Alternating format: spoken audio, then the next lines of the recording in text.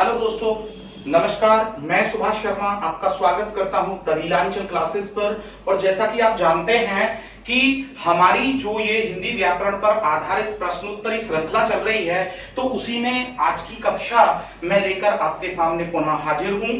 तो मैं समझता हूं कि आप इसे अच्छे से समझेंगे और आने वाले एग्जाम्स में अच्छे अंक अर्जित करेंगे। तो चलिए हम बिना समय गवाए पहले प्रश्न की ओर चलते हैं। और जो हमारा पहला प्रश्न है वो देखिए आप अपनी स्क्रीन पर, वो दिया गया है कि निम्नलिखित विकल्पों में से बताइए, निम्नलिखित ध्वनियों में से बताइए कि कौन सा वर्ण ओष्ठ्य नहीं है। तो यहां पर कहा गया है कि निम्नलिखित ध्वनियों में से बताइए कि कौन सा वर्ण ओष्ठ्य नहीं है। और देखिए उसने जो ऑप्शन दिए हैं वो दिया है टे, पे, फे और बे। जरा ध्यान दीजिएगा, टे, पे, फे और बे इन्होंने कहा। और जो पूछा गया है कि कौन सा वर्ण ओष्ठ्य नहीं है, तो जरा आप देखिए, मैंने आपको एक ट्रिक दिया था और मैंने ट्रिक में बोला था कि हम इसे अपना स्कल मान लेते हैं, इसको हम अपनी खोपड़ी मान लेते हैं यहां पर। तो देखिए हम कंठ से बोलते हैं जब भी बोलते हैं, और कंठ से मतलब कै, और कै वर्ग जो बोला जाता है हमारा कंठ से बोला जाता है। ध्वनि जब ऊपर जाती है तो यहां पर च वर्ग आ जाता है, और इसके बाद मूर्धा पर टे वर्ग, और दंत पर आ जाता है टे वर्ग, और ओष्ठ पर आ जाता है पे वर्ग। तो जरा यहां पर ध्यान दीजिए कि उन्होंने पूछा कि बताइए कि निम्नलिखित में से कौन सा ओष्ठ्य नहीं है। तो ओष्ठ्य में हमारा पे वर्ग आता है, तो पे इसमें ऑलरेडी है तो ये ओष्ठ्य है। फे भी हमारा ओष्ठ्य है क्योंकि पे का जो वर्ग का अगला वर्ण आता है वो फे आता है, और उससे अगला जो वर्ण आता है वो बे आता है। तो श्योर है कि इसमें जो हमारा उत्तर होगा वो क्या होगा, टे होगा। और क्यों होगा, क्योंकि जो टे होता है हमारा वो मूर्धन्य वर्ण होता है। और यदि आप इस ट्रिक को समझना चाहते हैं तो आप मेरे वर्णमाला के प्रथम चैप्टर को अवश्य देखें, ठीक है। चलिए अब हम यहां से आगे बढ़ते हैं और दूसरा प्रश्न यहां पर लेते हैं। देखिए दूसरा प्रश्न कहता है च, छ, ज, झ, अय्या। देखिए वहां ऑप्शन लिखा है च, छ, ज, झ और अय्या। देखिए यहां पर वो कह रहा है कि ये ध्वनियां क्या कहलाती हैं। देखिए उसने कहा ये ध्वनियां क्या कहलाती हैं, और देखिए ऑप्शन उसने दिया कंठ्य कहलाती हैं क्या ये, दूसरा कहा क्या ये मूर्धन्य कहलाती हैं, और देखिए तीसरा ऑप्शन जो उसने दिया है उसने कहा तालव्य कहलाती हैं क्या, और लास्ट में जो उसने बोला है वो बोला है कि क्या ये दंतोष्ठ्य कहलाती हैं। अब जरा यहां पर ध्यान देना है, उसने हमें चार ऑप्शन दिए, 1 2 3 4, और उसने पूछा कि ये ध्वनियां क्या कहलाती हैं। तो देखिए अगर हम यहां पर बात करें तो इसने वर्ग पूछा है कि ये किस वर्ग में रखी जाती हैं, तो ये च वर्ग में रखी जाती हैं, क्योंकि च, छ, ज, झ, अय्या हमारा कंठ नहीं हो सकती, च वर्ग है ये हमारा। तो च वर्ग जो हम बोलेंगे ये बताइए कि ये कंठ हो गया, ये मूर्धा हो गया, और च क्या हो गया, तालव्य। तो श्योर है कि च, छ, ज, झ, अय्या जो हमारी ध्वनियां हैं ये कहलाती हैं हमारी तालव्य ध्वनियां, ठीक है। तो चलिए अब हम इसके बाद, यानी कि जब हमने यहां पर इसका ये तीसरा विकल्प जो है वो चयन कर लिया है, तो नंबर 3 प्रश्न की ओर चलते हैं और देखते हैं कि आपका जो नंबर 3 प्रश्न है स्क्रीन पर वो क्या कहता है। देखिए वो यहां पर कहता है कि मीरा जोर से हंसी। उसने कहा यहां पर मीरा जोर से हंसी, यह वाक्य किस क्रिया का समुचित उदाहरण है। जरा आप देखिएगा किस क्रिया का समुचित उदाहरण है। क्रियाएं नाम धातु भी हो सकती हैं, अकर्मक भी हो सकती हैं, प्रेरणार्थक भी हो सकती हैं, द्विकर्मक भी हो सकती हैं, सकर्मक भी हो सकती हैं, अकर्मक भी हो सकती हैं। आप जानते हैं ये आप मेरे जो क्रिया पर आधारित जो अध्याय जो कक्षा है मैंने आपको दी है, आप उस पर जाकर के इसे देख सकते हैं। तो उसने यहां पर कहा मीरा जोर से हंसी, ये किस प्रकार का क्रिया का उदाहरण है। तो जरा देखिए जोर से हंसी, और देखिए यहां पर उसने आपके स्क्रीन पर जो ऑप्शन दिए हैं उसमें लिखा है अकर्मक। तो सबसे पहले हमें यह समझना होगा कि अकर्मक क्रिया क्या है, और इसे समझने के लिए आपको इस अध्याय को बहुत ही गहनता से समझना होगा, इस कक्षा को अच्छे से देखना होगा जो क्रिया पर आधारित है। दूसरा उसने कहा प्रेरणार्थक, ठीक है। अब देखिए यहां पर तीसरा ऑप्शन उसने जो दिया है वो द्विकर्मक और फिर दिया है सकर्मक। तो देखिए जब द्विकर्मक की हम बात कर रहे हैं और सकर्मक की बात कर रहे हैं तो हम ये भी बात कर रहे हैं कि अब हमारे पास 4 ऑप्शन इसके लिए हैं, मीरा जोर से हंसी। लेकिन अब हमें यहां पर ये देखना है कि जब यहां लिखा है मीरा जोर से हंसी, किस प्रकार की क्रिया का समुचित उदाहरण है निम्नलिखित ऑप्शंस विकल्पों में से। तो देखिए इसमें पहले हम देखें कि ये अकर्मक क्रिया है क्या।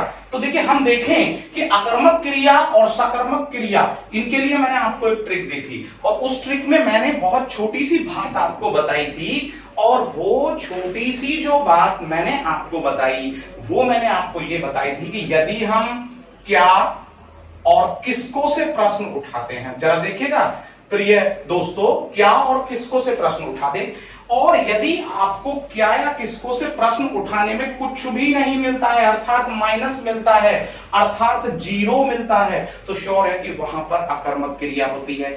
और जब आपको क्या या किसको से प्रश्न उठाने पर कुछ मिल जाता है, अर्थात आप धनात्मक उत्तर प्राप्त करते हैं, तो श्योर है कि वहां पर आपकी सकर्मक क्रिया होती है।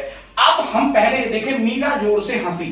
तो देखिए हम ये कह रहे हैं कि मीरा ने क्या किया, तो हंसने का कार्य किया, तो हंसना क्या किया, और क्या किया से हमेशा केवल क्रिया निकल करके आती है, लेकिन ये पता नहीं लगता कि वो अकर्मक है या सकर्मक है। तो अब हम यहां बोलेंगे कि मीरा जोर से हंसी। तो देखिए मीरा ने क्या किया, हंसी तो क्या, हंसी तो क्या। अब देखिए हमें यहां पर 0 जवाब। हमने दूसरा कहा मीरा किसको हंसी, ये भी हमारा 0 जवाब, ठीक है ना। तो ये अभी तक के ऑप्शन के अकॉर्डिंग हमारी अकर्मक हो सकती है, मैंने राइट का निशान लगा दिया। दूसरा देखा प्रेरणार्थक क्रिया। तो प्रेरणार्थक क्रिया में कभी भी कार्य अपने आप ना करके किसी दूसरे के द्वारा कराया जाता है। जैसे मैं बताता हूं, मैं अगर यहां पर एक वाक्य बोलूं कि मैं पत्र लिखवाऊंगा, तो यहां पर लिखवाऊंगा क्रिया तो है, लेकिन लिखवाऊंगा किससे पत्र, किसी अन्य से। तो जब कार्य अपने आप ना करके, स्वयं ना करके किसी दूसरे से कराया जाता है, तो प्रिय दोस्तों वहां पर होती है प्रेरणार्थक क्रिया। तो यहां पर ये प्रेरणार्थक क्रिया नहीं है। अब रही बात द्विकर्मक क्रिया। देखिए सकर्मक क्रिया के 2 भेद होते हैं, एक कर्मक और एक द्विकर्मक। कैसे होते हैं, एक कर्मक जब होगा कि जब केवल एक से जवाब मिले, और द्विकर्मक जब होगा कि जब क्या और किसको, दोनों से जवाब मिले। तो यहां पर ये द्विकर्मक क्रिया भी नहीं है, किसको हंसी हमें नहीं पता और क्या हंसी हमें इसका भी जवाब नहीं पता, ठीक है। तो ये द्विकर्मक भी नहीं है और ये सकर्मक भी नहीं है, क्योंकि जब दोनों से ही जवाब नहीं मिल रहा है तो ये सकर्मक भी नहीं है। तो इसका जो जवाब है वो क्या है आपका, कि मीरा जोर से हंसी में जो क्रिया का उदाहरण है ये है अकर्मक क्रिया का उदाहरण, ठीक है। तो आपका जो विकल्प नंबर 1 है वही यहां पर माना जाएगा। तो झटपट आप देखिए नंबर 4 को स्क्रीन पर क्या कह रहा है।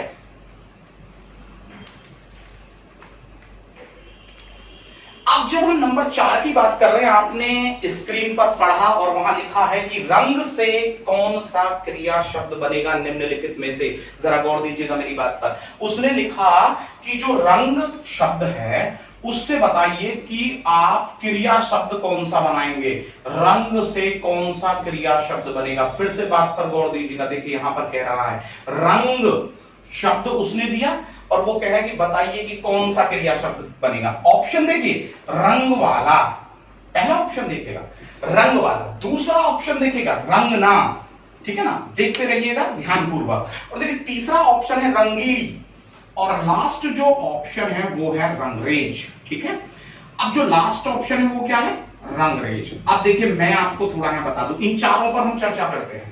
तो रंग से उसने पहली बात तो क्रिया शब्द पूछा है, और क्रिया शब्द क्या होता है, जब किसी कार्य से जब किसी शब्द से किसी कार्य का करना या होना पाया जाता है, दैट इज कॉल्ड वर्ब, और क्रिया उसे ही तो हम क्रिया कहते हैं। जब किसी शब्द से किसी कार्य का करना या होना पाया जाता है, दैट इज कॉल्ड क्रिया, यानी कि वर्ब। तो देखिए अब वो यहां पर कहना चाह रहा है कि ये बताइए कि रंग से, देखिए हम बात कर रहे हैं रंग वाला, रंग वाला हो सकता है, दूध वाला हो सकता है, जूते वाला हो सकता है, पानी वाला हो सकता है, तो ये तो श्योर है कि ये तो क्या है, संज्ञा है।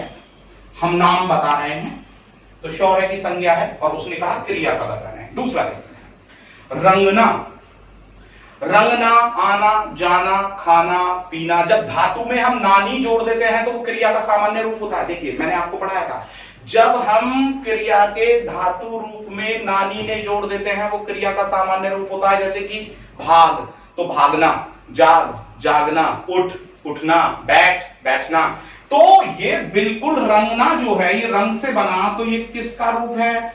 ये क्रिया का सामान्य रूप है। मैं ये भी आपको थोड़ा आगे बढ़कर के बता देता हूं कि ये क्रिया का कौन सा रूप है? सामान्य रूप है। तो अभी मैं इस ऑप्शन को यस मान लेता हूं। आगे देखिए रंगीली, यहां बोला कि रंगीली क्या है फिर इसमें? भाई रंगीली श्योर है, विशेषण शब्द है। जो शब्द किसी संज्ञा की विशेषता बताने के लिए इस्तेमाल में लाया जाता है दैट इज कॉल्ड एडजेक्टिव, विशेषण, उसे ही तो हम विशेषण कहते हैं। कैसे? रंगीली। अब रंगीली लड़की हो सकती है, रंगीली पुस्तक हो सकती है, रंगीली राधा प्यारी हो सकती है। ठीक है, तो हम जब यहां बोल रहे हैं रंगीली पुस्तक, जरा ध्यान दीजिएगा, तो हमने बोला पुस्तक की विशेषता क्या है? रंगीली। तो श्योर है भाई ये विशेषण है। क्या है ये? विशेषण है, क्योंकि जब संज्ञा की विशेषता बताने के लिए शब्द का इस्तेमाल होता है उसे विशेषण कहते हैं। आगे क्या? रंगरेज, ऑलरेडी संज्ञा है, रंगरेज, अंग्रेज। ठीक है ना, तो यहां पर ये क्या है? ये संज्ञा है। अब उसने कहा है यहां पर प्रश्न की रंग का क्रिया शब्द कौन सा बनेगा? तो श्योर है विकल्प नंबर 2 रंगना, क्योंकि वो क्रिया का सामान्य रूप है। तो आई थिंक कि आप इसे अच्छे से समझ गए होंगे। चलिए हम आगे बढ़ते हैं और हम यहां पर प्रश्न नंबर 5 जो आपके स्क्रीन पर अभी आपको दिखाई दे रहा है उस पर अच्छे से चर्चा कर लेते हैं। और वीडियो को अच्छे से, कक्षा को अच्छे से ध्यानपूर्वक देखते रहिए। और यदि कोई आपको डाउट है या आपको वीडियो पसंद आ रही है तो उस पर लाइक, शेयर और कमेंट करना बिल्कुल भी ना भूलें। ठीक है, और अब हम आगे बढ़ने की कोशिश करते हैं और नंबर 5 को देखते हैं। देखिए यहां पर नंबर 5 के साथ निसंदेह में संधि। देखिए बहुत अच्छा प्रश्न है नंबर 5। वो कह रहा है कि निसंदेह में संधि बताना है। जरा ध्यान दीजिएगा, निसंदेह।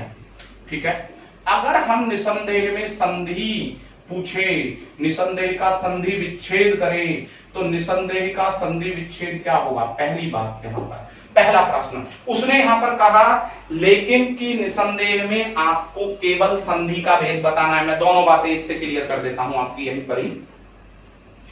उसने यहां पर कहा कि आपको निसंदेह में संधि का भेद भी बताना है। मैं दोनों ही बातें कर देता हूं, एक तो संधि का भेद और एक संधि विच्छेद। देखिए मैंने आपको जब विसर्ग संधि पढ़ाई तो मैंने बहुत छोटी सी बात कही थी कि ट्रिक देखिएगा कि अगर आपको ये मिल जाता है, ओ की मात्रा मिल जाए, रे मिल जाए, रे मिल जाए, तो इन सबको आपको केवल और केवल विसर्ग में चेंज कर देना है। याद है वो छोटी सी ट्रिक? बहुत छोटी सी ट्रिक लेकिन काम की बहुत। देखिए अब जब हम निसंदेह का संधि विच्छेद करेंगे तो हमें नी मिल गया और जो आधा यहां पर सह है उसे विसर्ग में बदल दिया और क्या हो गया? संदेह कर दिया।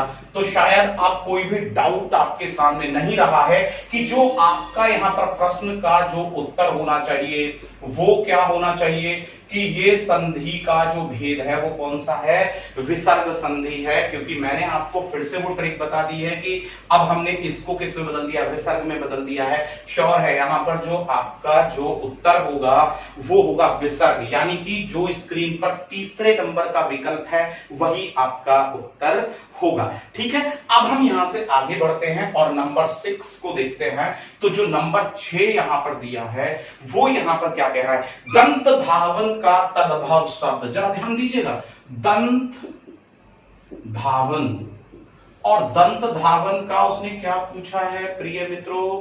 उसने पूछा दंत धावन का तद्भव। क्या पूछा है? तद्भव शब्द वो पूछ रहा है। सबसे पहला प्रश्न यहां पर ये बनता है कि व्हाट इज तद्भव? How can we define to तद्भव? कैसे हम तद्भव को परिभाषित कर सकते हैं? बड़ी आसान सी बात है।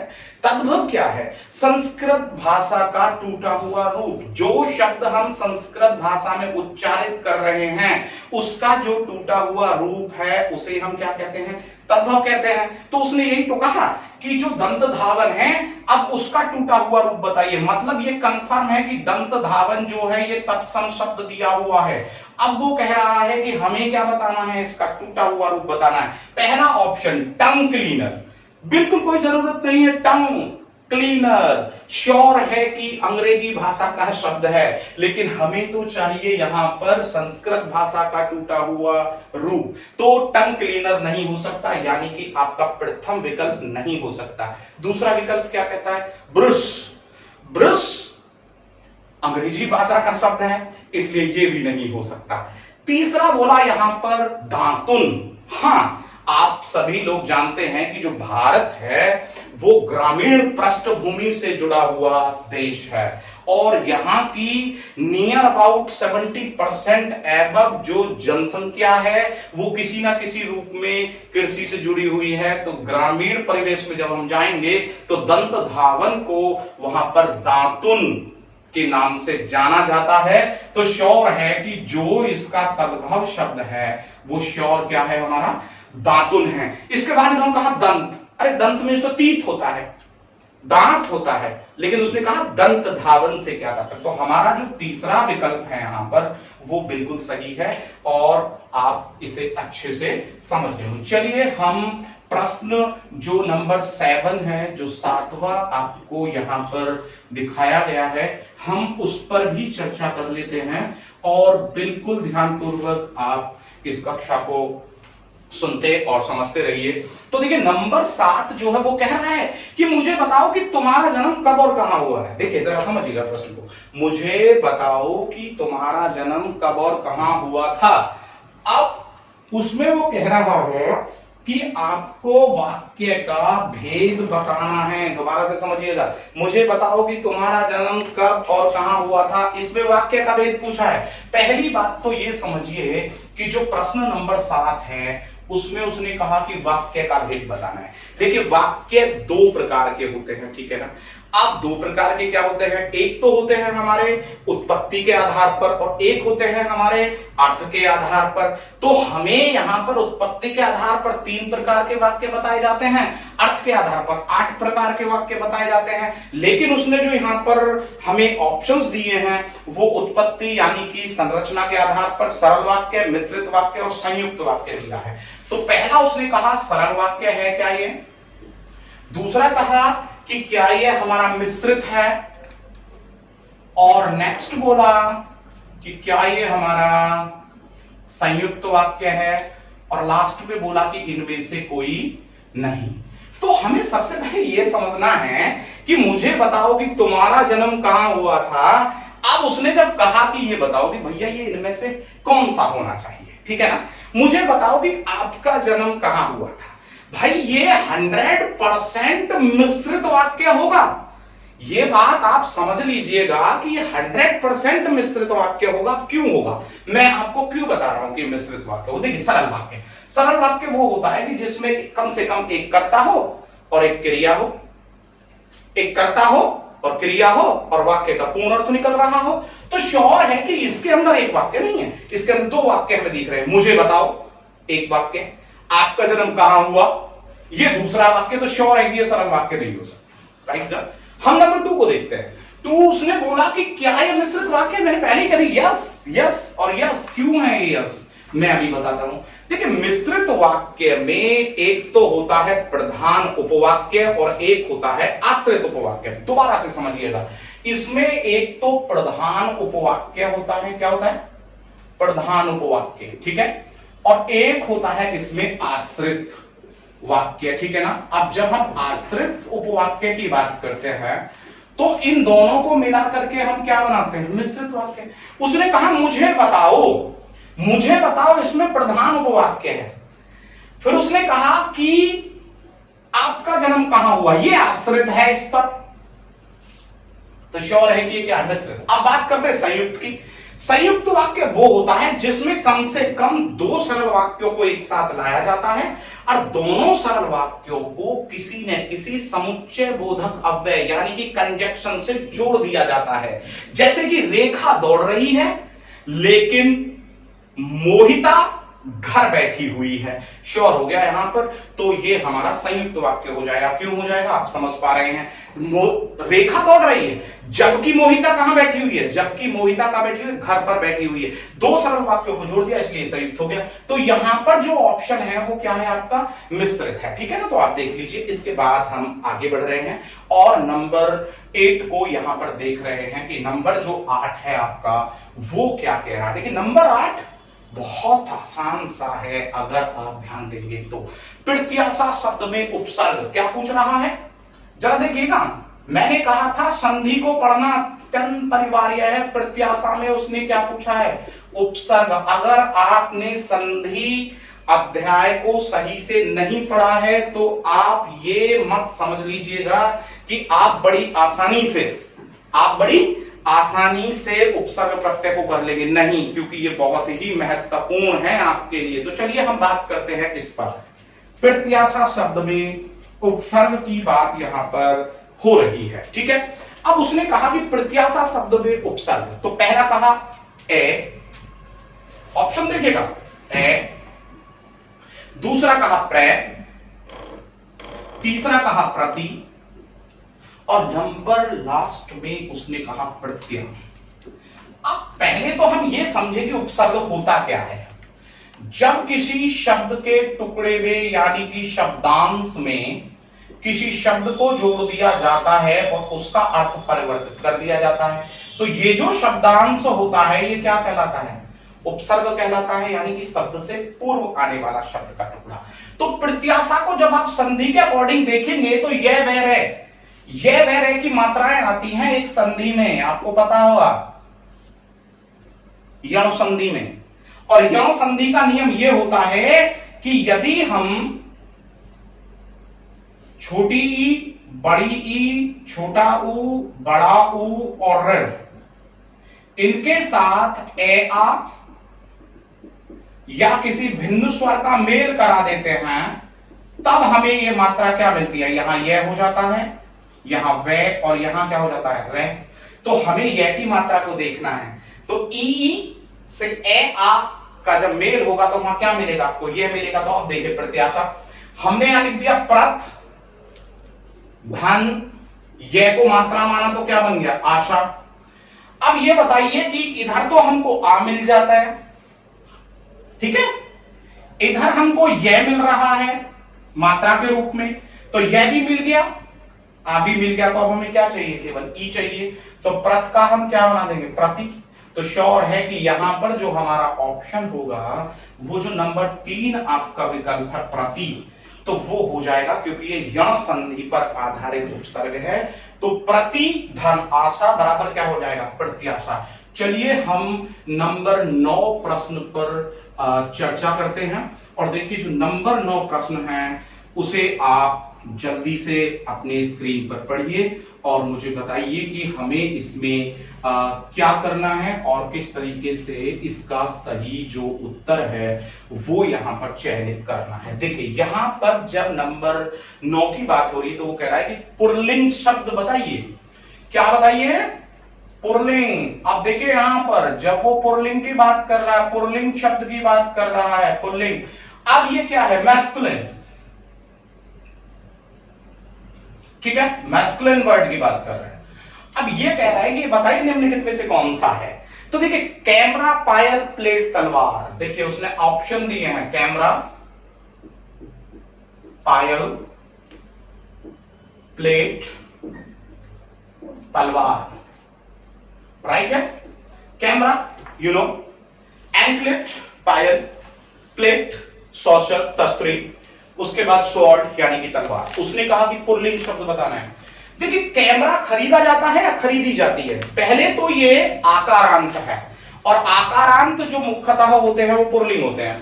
हो सकता है कैमरा खरीदा जाता है, पायल खरीदी जाती है, पायल स्कूल जाती है। अगर मैं पायल को यहां पर जातिवाचक पायल को यदि मैं व्यक्तिवाचक संज्ञा मान लूं तो पायल स्कूल जाती है, पायल बाजार जाती है, ठीक है, तो ये स्त्रीलिंग है। प्लेट तोड़ी जाती है, प्लेट खरीदी जाती है, ये भी स्त्रीलिंग है।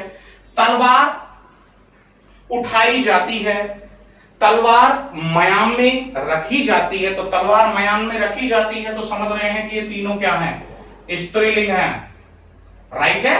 तो अब इसमें जो पुल्लिंग होगा वो क्या होगा, आपका जो ऑप्शन है यहां पर कैमरा, ठीक है ना, कैमरा, यानी कि जो प्रथम ऑप्शन है वही इसमें आपका ऑप्शन है। तो ये नंबर 9 आप आसानी से समझते। पुल्लिंग शब्द वो होते हैं जिनसे पुरुष जाति का बोध होता है, ठीक है ना, किसका बोध होता है, पुरुष जाति का बोध होता है। अब हम 10वें की ओर पढ़ रहे हैं और 10वें को यहां पर देख रहे हैं थोड़ा ध्यानपूर्वक, और उसमें कहा है भाववाच्य छांटिए। बहुत अच्छा प्रश्न, बहुत अच्छा प्रश्न। भाव वाच्य बताइए, वाच्य, देखिए जरा समझिएगा।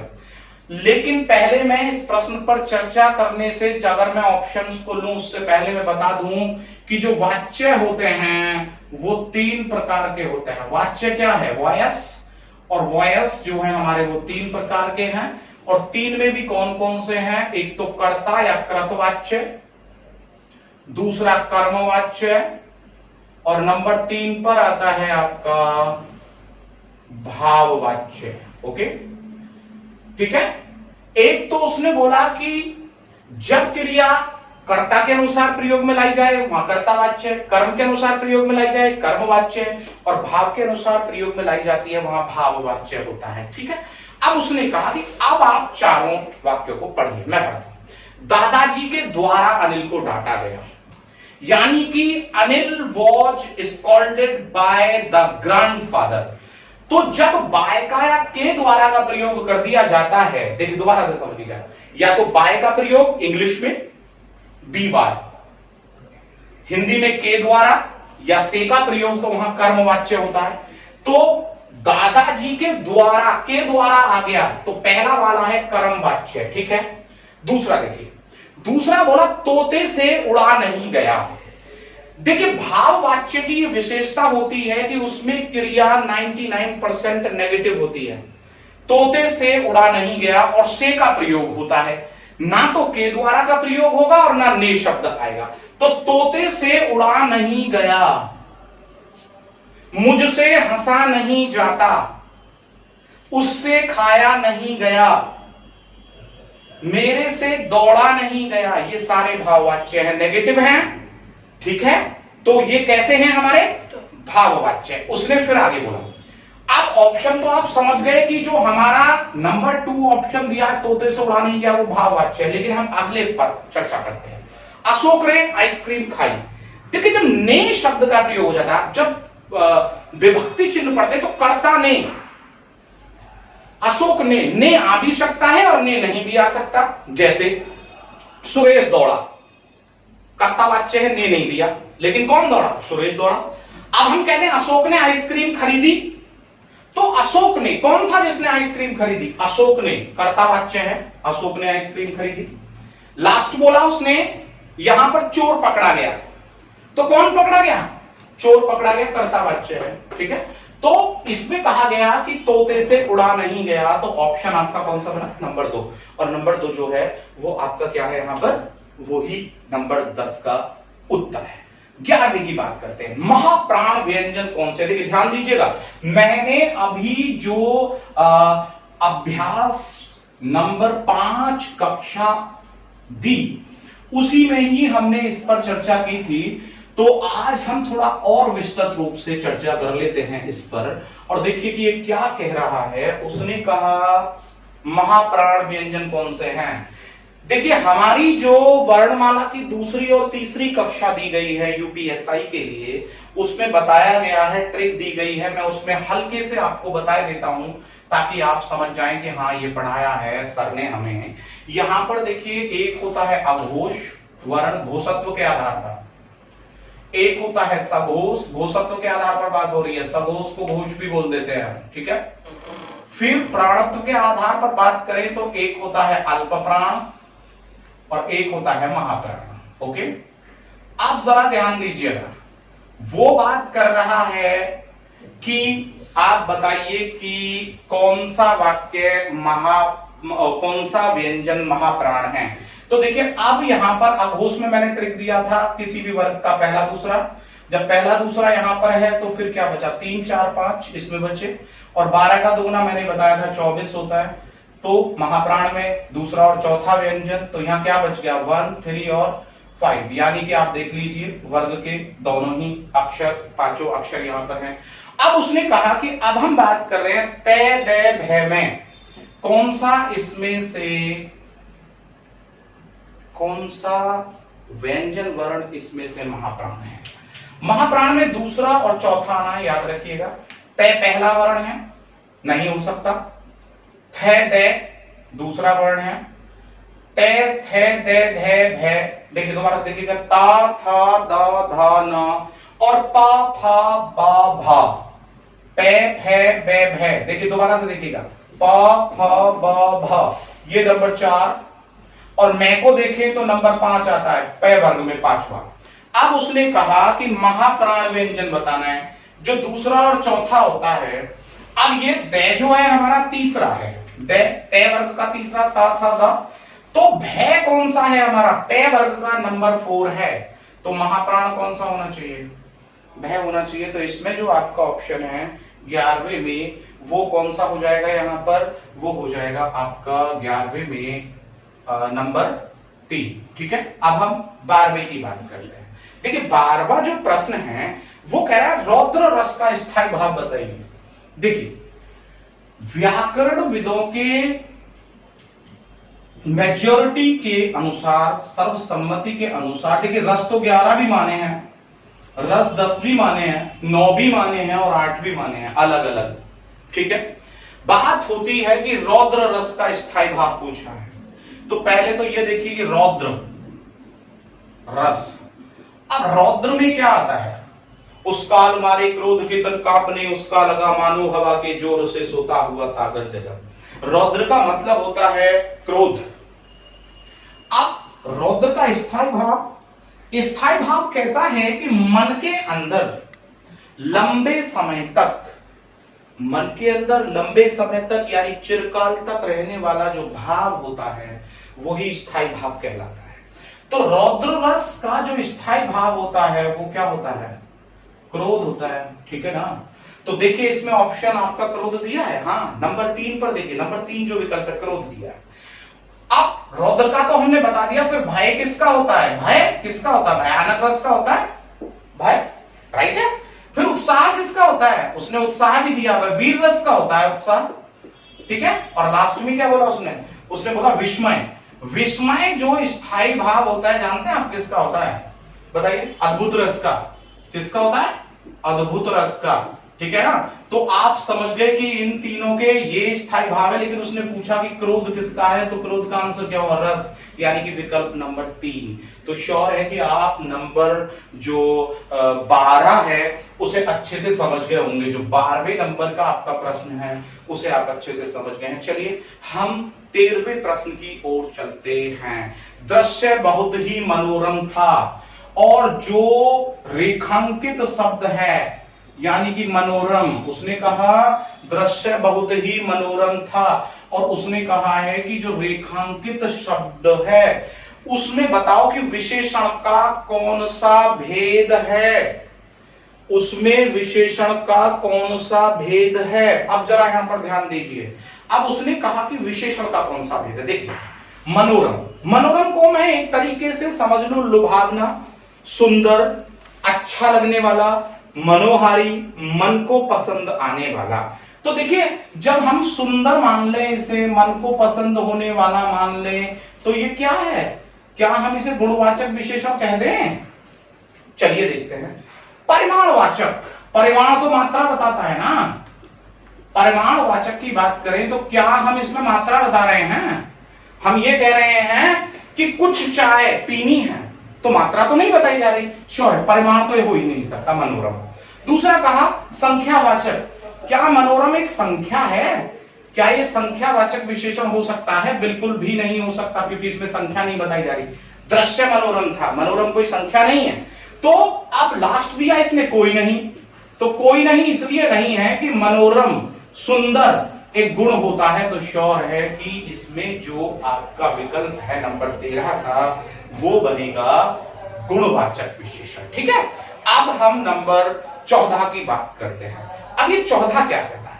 कई दर्शक गण, देखिए दोबारा से बात पर गौर कीजिएगा, प्रश्न को अच्छे से देखिएगा। देखिए अगर हम प्रश्न को अच्छे से पढ़ लेते हैं, समझ लेते हैं, तो श्योर है कि जो हमारी परीक्षा होती है उसमें हम जो ऑप्शन लेते हैं वो भी शायद हम फिर सही लेंगे। और यदि हम जल्दी करते हैं, यानी कि हरी मिक्स करें, जल्दी का काम शैतान का, यदि हम परीक्षा में भी जल्दबाजी करते हैं तो श्योर है कि हम वहां पर जो विकल्प है वो भी गलत ले लेते हैं और मेरिट से बाहर हो जाते हैं। उसने कहा कई दर्शक गण किस विशेषण का उदाहरण है? देखिए तो उसने कहा कई दर्शक गण किस विशेषण का उदाहरण है? जरा दोबारा से ध्यान दीजिएगा, कई दर्शक गण। ठीक है, अब देखिए दर्शक गण तो संज्ञा है और संज्ञा की जो विशेषता बता रहा है वो कौन बता रहा है? कई। तो श्योर है कि विशेषण तो इसमें कई हो गया, राइट है। विशेषण शब्द क्या है? कई। तो अब वो कह रहा है कि ये बताइए कि इसमें विशेषण जो है वो किस प्रकार का? एक दिया निश्चित संख्यावाचक। तो कई दर्शक गण, 1 2 3 4 दर्शक नहीं बोले हैं कि हम कहते हैं वो निश्चित संख्यावाचक है तो पहला हटा देंगे, बिल्कुल नहीं हो सकता। अनिश्चित संख्यावाचक, कुछ दर्शक गण, कई दर्शक गण, बहुत से दर्शक गण, थोड़े से दर्शक गण, हमें नहीं पता कितनी संख्या है, तो श्योर है कि ये क्या बन जाएगा? अनिश्चित संख्यावाचक विशेषण। अनिश्चित संख्यावाचक विशेषण ये आपका बन जाएगा, अनिश्चित संख्यावाचक विशेषण बनेगा। चलिए हम आगे और देखें। निश्चित परिमाणवाचक, परिमाण यानी क्वांटिटी, मात्रा। दर्शक मात्रा में नहीं होते, अब चाहे निश्चित हो या अनिश्चित हो, लेकिन मात्रा में नहीं हो सकता। तो तीसरा और चौथा विकल्प हमारा बिल्कुल सही नहीं हो सकता। तो इसमें जो हमारा है विकल्प नंबर जो 2 दिया है वो हमारा सही है कि ये अनिश्चित संख्यावाचक विशेषण है। देखिए नंबर 15 को देखते हैं। ये नंबर 14 था, विकल्प 2 हो गया, 15। अब 15 में वो क्या कह रहा है जरा ध्यान दीजिए। सिर पर बैठो काल, आंख दो खात निकारत, खींचत जीभ सयार, अति उर्मे हर्षागत। जरा ध्यान दीजिएगा यहां पर कि उसने कहा कि सिर पर बैठो काल, किसी के सिर पर कौवा बैठा हुआ है और आंखों को निकाल करके खा रहा है। तो जरा ये देखिए, जीवित के तो नहीं खा सकता, तो मृत के खाएगा, डेड बॉडी है। और अगर उसकी आंखों को वो चोंच से निकाल करके खा रहा है तो उसे देख करके कैसा लगेगा? उसे देख करके हमें घृणा लगेगी, बड़ा हमें जो मन है वो अजीब सा हो जाएगा। तो श्योर है उसने कहा कि अब बताओ ये क्या हो सकता है? तो पहला ऑप्शन विभत्स।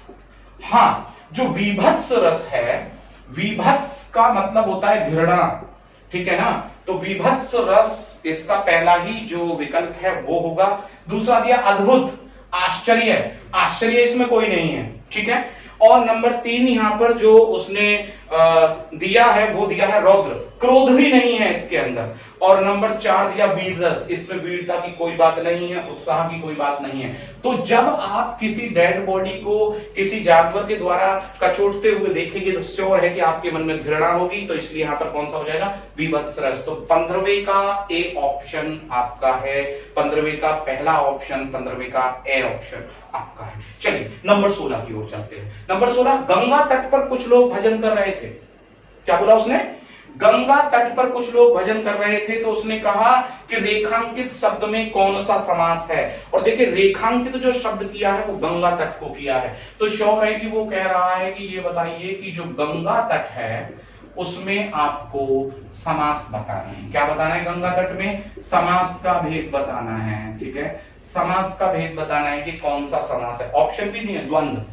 देखिए जरा ध्यान दीजिएगा, पहला जो ऑप्शन यहां पर है द्वंद्व। आप जानते हैं कि द्वंद्व का प्रयोग कहां होता है? द्वंद्व का जो प्रयोग आप करते हैं वो विपरीत शब्द में करते हैं, जैसे माँ बाप, बहन भाई, ऊंच नीच, उच्च निम्न।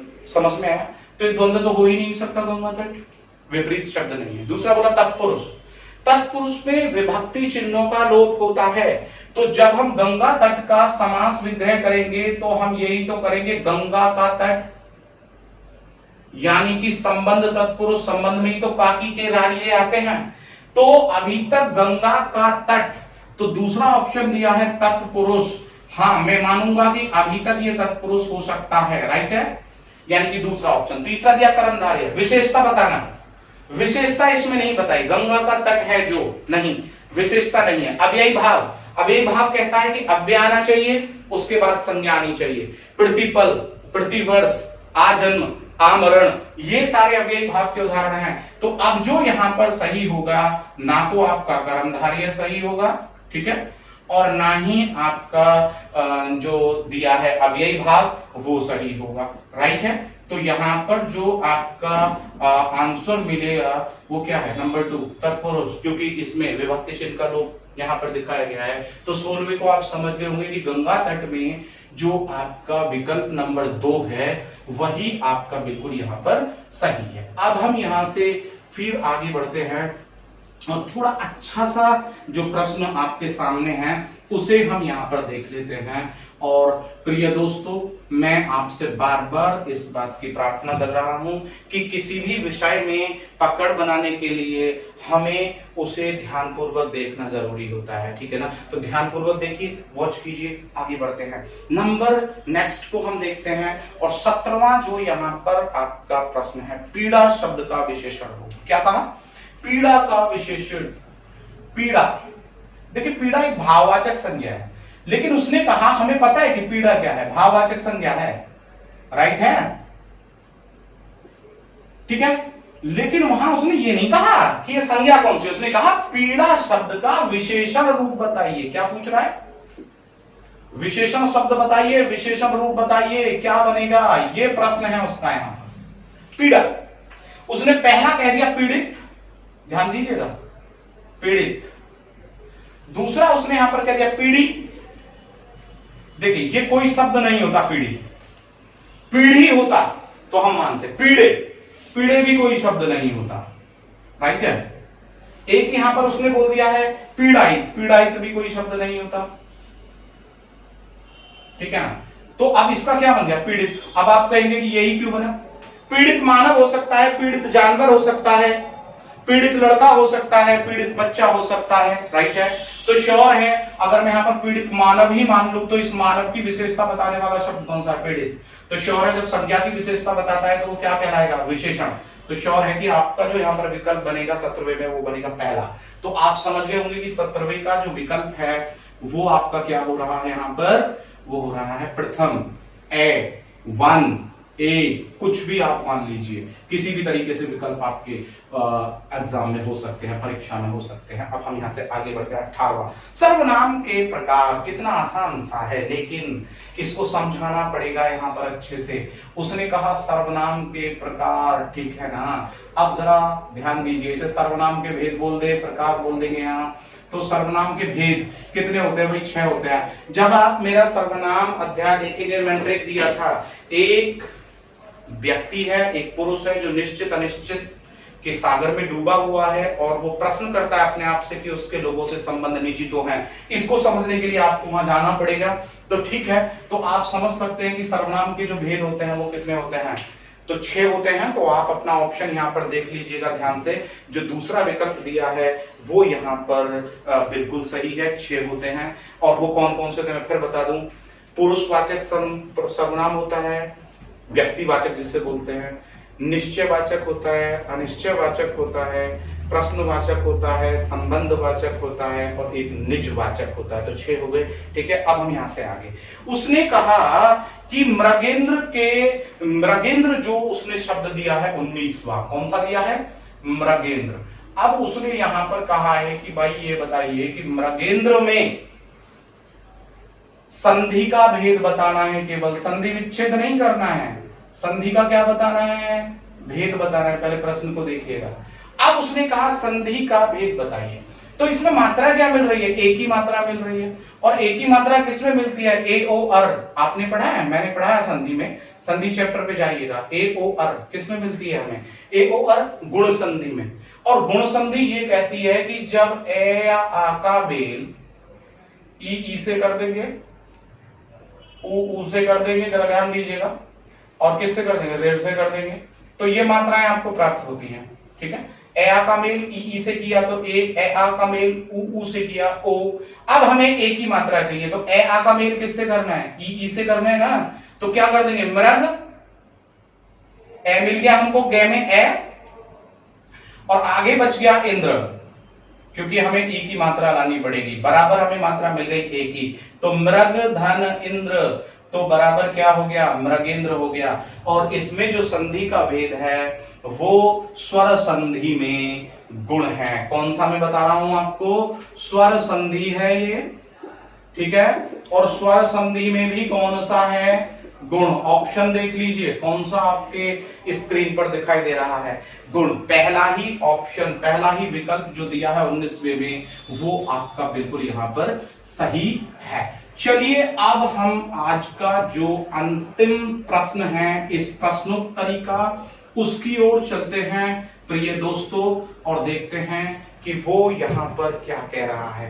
किस वाक्य में अकर्मक क्रिया है, ध्यान दीजिए, उसने कहा किस वाक्य में अकर्मक क्रिया है। मैंने क्रिया पर एक प्रश्न आज और इसमें बताया है, अकर्मक क्रिया पूछ रहा है, याद रखिए, जहां पर किसको और क्या से कोई प्रश्न ना उठाया जाए, वही तो कर्मक क्रिया है। मैंने समझाया था, इसी कक्षा में आपको बताया है।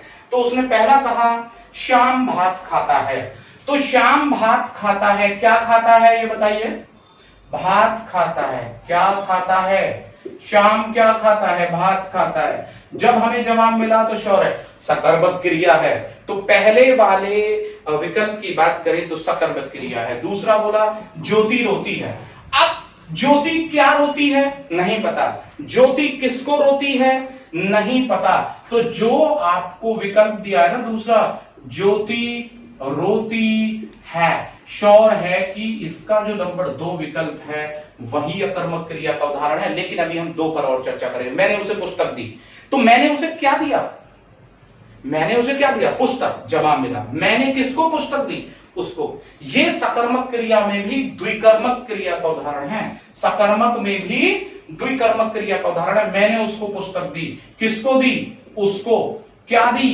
पुस्तक दी, यह सही है। ये जो है हमारा सकर्मक क्रिया है, याद रखिएगा। और सकर्मक क्रिया में भी अगर पूछ ले तो ये द्विकर्मक क्रिया है, राइट है, ठीक है ना। अब हम लास्ट कहते हैं ये उसकी कमीज है। भाई किसकी कमीज है, उसकी कमीज है, बिल्कुल यहां पर भी जवाब मिला, तो ये भी यहां पर सकर्मक क्रिया है। तो आप समझ गए, उसने पूछा अकर्मक क्रिया कौन सी है, तो यहां पर पहला सकर्मक क्रिया, तीसरा सकर्मक क्रिया, नंबर 4 सकर्मक क्रिया, और जो नंबर 2 है वो नहीं है, ठीक है ना। तो बहुत अच्छी बात है। तो आज आपने जो ये प्रश्नोत्तरी की कक्षा की, ये शायद आपको बहुत ही अच्छी लगी होगी। और मैं प्रिय दोस्तों बस इतना ही कहूंगा कि इस पर लाइक, शेयर और कमेंट करना ना भूलें, ताकि मेरा उत्साहवर्धन होता रहे और मैं आपके लिए नई वीडियोस लाता रहूं। फिर से आपसे मिलता हूं जल्दी ही, तब तक के लिए विदा। जय हिंद दोस्तों, नमस्कार।